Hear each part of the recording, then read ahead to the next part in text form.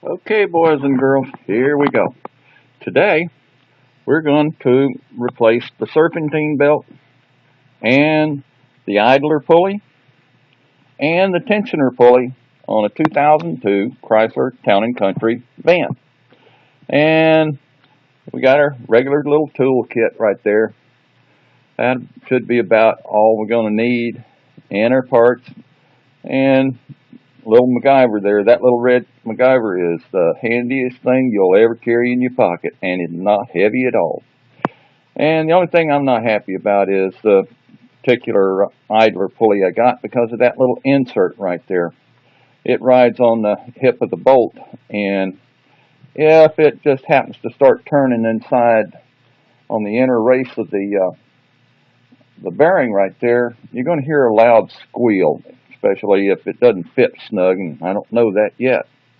So we're about ready to get started, and what we're going to do, we're going to start out here. We're going to take the negative side of the battery loose, and we got us a brand new handy dandy jack and jack stands, of course.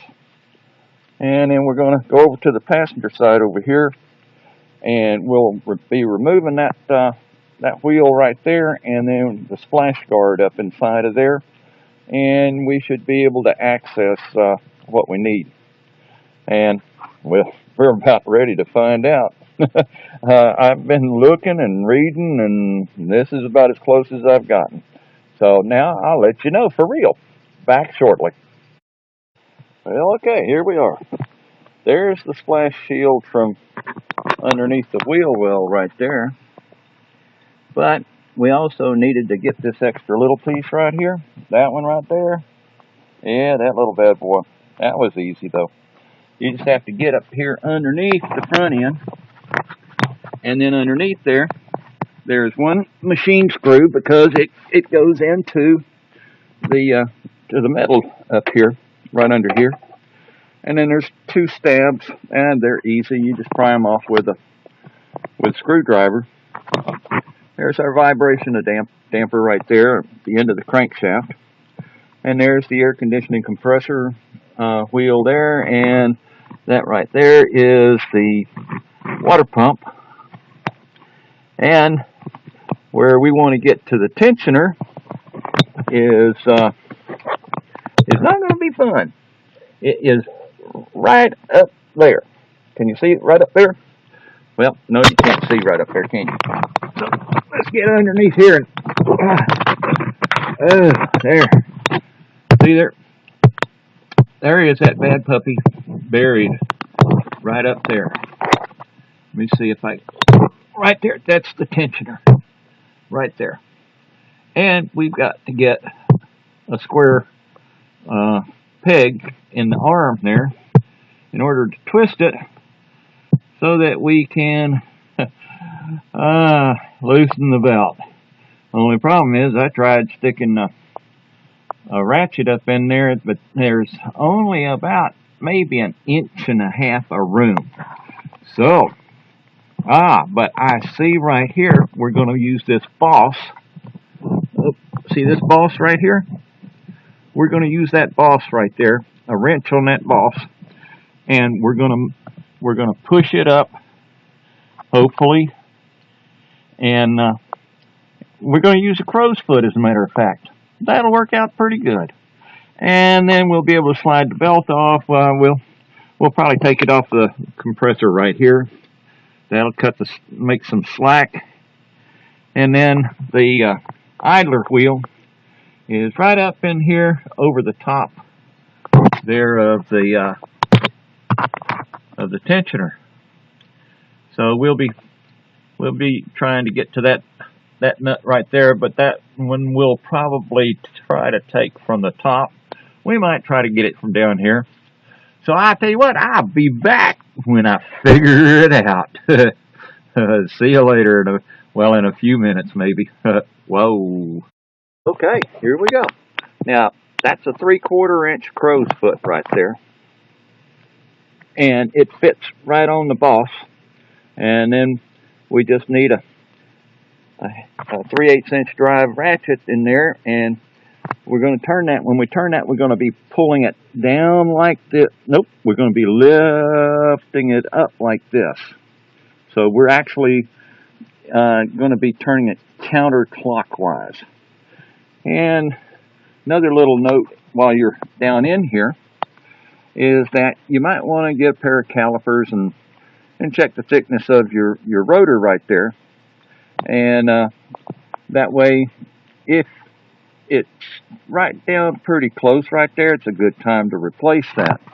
Then, at the same time, you got your sway bar links in here.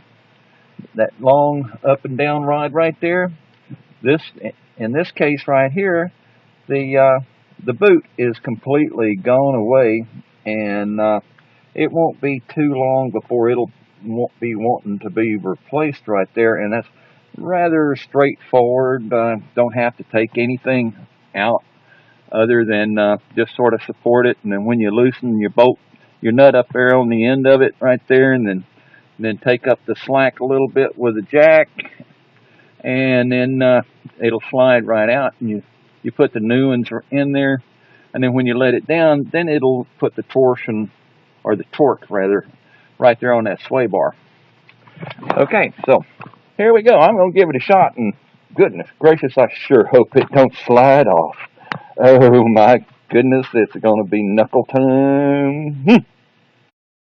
Okay, boys and girls, there we go.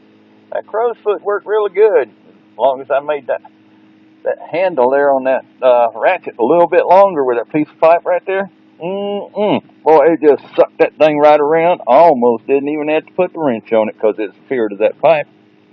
And then up here, as you can see, I've already put the new idler pulley on, and it takes a 15 millimeter wrench, and I use this socket wrench combination, and it worked really good.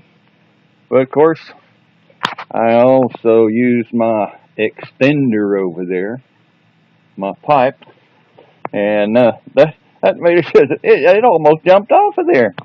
I almost had to catch it in my hand. Daggone it. All right, so now we're going to have to take the tensioner off so we can replace the pulley on it, and then we'll be back with that. Okay, boys and girls, there we go. Look at there. There's that puppy right there. Now that takes a 13 millimeter open-end wrench, or you can use a box on it if you have one. And you don't even have to use a pipe on it. It comes loose fairly easy right there. And in our case right here, the pulley itself seems to be kind of worn, because I don't know if you'll be able to hear it or not, but it's, even for a sealed bearing, it's real tinny.